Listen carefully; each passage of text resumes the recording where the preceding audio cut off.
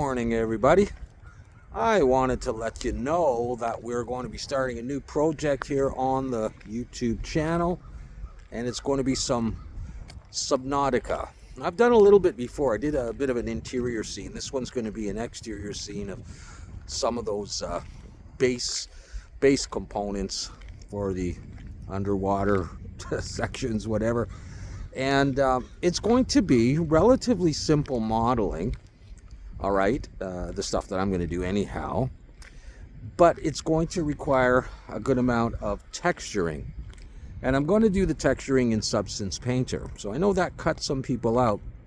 I apologize for that, but perhaps those of you that don't have Substance Painter could still do the modeling. You might consider getting Substance Painter sometime, or at least follow along with the workflow and get some ideas, because you potentially could do some of that kind of stuff in Blender, because the textures really are not hard. They're mostly they're like alphas or normals that I'm going to paint on in Substance Painter, and you could apply those kind of decals or decals or stencils, alphas, whatever you want to call them.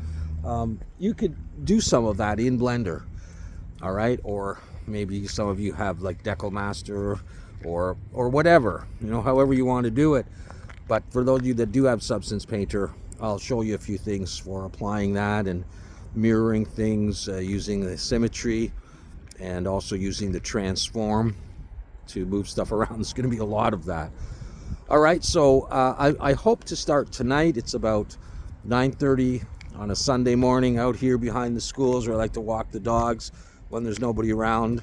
And hopefully by tonight, after a full day with the kids and my wife and the dogs and errands and stuff, I can sit down when it's nice and quiet and get going on Subnautica. There's a lot to think about in planning out the modeling and the texturing and how to get all those textures symmetrical or relatively symmetrical and mirrored and all that. You really have to sort of have your workflow figured out.